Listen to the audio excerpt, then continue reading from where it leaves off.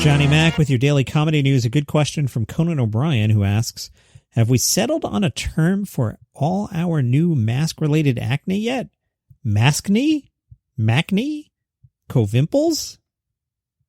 Larry the Cable Guy says, I have a big dead spot in my yard, but instead of going through all the effort to plant new grass, I'm just going to grow the grass around it real long and see if I can just comb it over. That's pretty funny. His buddy Jeff Foxworthy spoke to Fox News, which, as you know, is your home for comedy. Fox News asked Foxworthy, as a comedian, what do you make of the cancel culture in today's comedy world? And Jeff said, I talked to my comic friends about this. It was like in the late 80s or 90s, if I was writing a routine, I might say, well, men do this and women do that. And then you would have some man or woman say, well, I don't do that. And, you know, part of me is like, I know, it's a joke. You know, play along. But I started writing, I do this, my wife does that. But we've gotten to the point where nobody has a sense of humor about themselves. And my thought is, we're all a mess. We all make mistakes. And in fact, I'd gotten to the point where I was saying when I walked out on stage that I remind myself right before I walk out that everybody's going through a struggle. Everybody. It might be financial, physical, emotional. So I have to grace with people because you don't know what they're going through. And I don't think laughter makes the struggle go away, but laughter is like the release valve that keeps the boiler from exploding. So let's learn to laugh at ourselves. When other people make a mistake, have grace with them. When we make a mistake, we hope people give us grace in return. And I would just love to see us get back to that.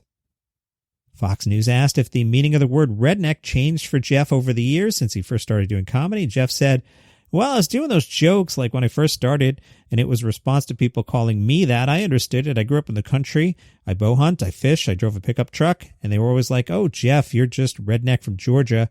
What I found traveling the country was this isn't just a Georgia thing. You get 20 minutes outside of any city, and people were pretty much the same. But even as I was writing them, I always made them about being a glorious absence of sophistication. And so I never viewed it as something nasty or negative. To me, it was more like, hey, here's somebody from the country and they love that lifestyle. Hannah Gadsby spoke to the New York Times and she said, I don't hate comedy. I just think I got to a certain age where that lifestyle was killing me. And in some ways it was easy when I first started because I'd go on stage and no one knew who I was. And then it was like, what is this strange creature? I'll let them entertain me while I wait for the big guy at the end. And then as my career developed, I became in Australia the headliner. I'm sure if I made an active effort to be involved in the U.S. comedy scene, maybe people would like me, but I didn't. And now I don't feel like I want to because I'm old.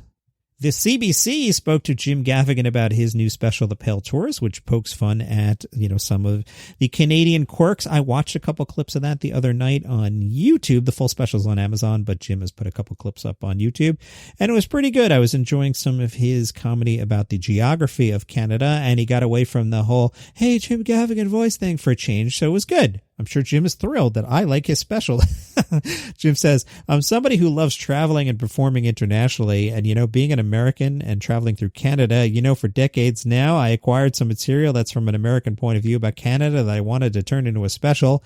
I don't present myself as the expert. I kind of present myself as this is just my point of view. So I think there's a certain forgiveness there. I guess maybe it probably helps within the context of the generalization of the stereotype that Americans know nothing about other countries. So maybe that's a benefit.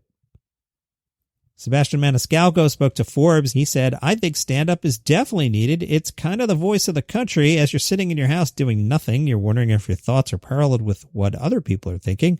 And that's what comedy kind of gives people, I think.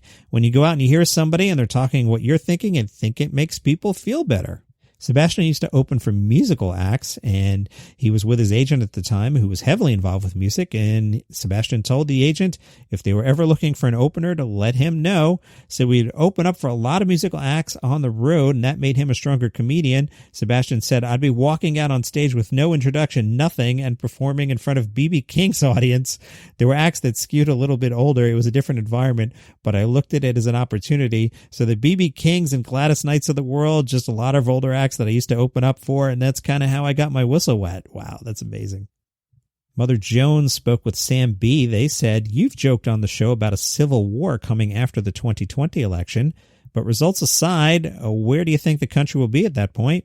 Sam said, I can't imagine, but blood just started to trickle out of my nose the moment you started talking about it. It's scary. I don't think it's going to be great. I don't have the answer.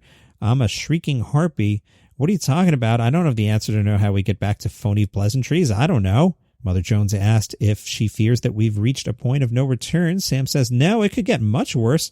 Don't you worry, in a year we'll look back on this and go, oh, remember when we were like, is this rock bottom? He went so much further down. Will Sam be one of those hosts that sticks around for decades and decades? And Sam says, God, no, thank you. I'm not that much of a media whore. I like being on TV, but it doesn't define me as a person. I've got a lot of TV projects that I'm working on that I can't really talk about, but I'm trying to make all kinds of TV happen for sure. Yeah, I like being on camera, but I also like being behind the camera. I like it all. I can totally handle it. I'm ready. Do you know that I'm a beekeeper? How on brand, how ridiculous. It started recently. Well, my mom used to do it when I was a kid. She dabbled in bees. And then I was like, I want to do that too. I love honey and I eat it constantly. So I got my own beehive, and that's a meditation. Trust me. So how many bees does Samantha Bee have? 50,000. That's one hive. I'm very calm around them, and they're very calm around me, and we're all in a mediation together. It's quite nice. That is your comedy news for today. You can subscribe to the podcast on Apple Podcasts or Google Podcasts. You can follow on Spotify.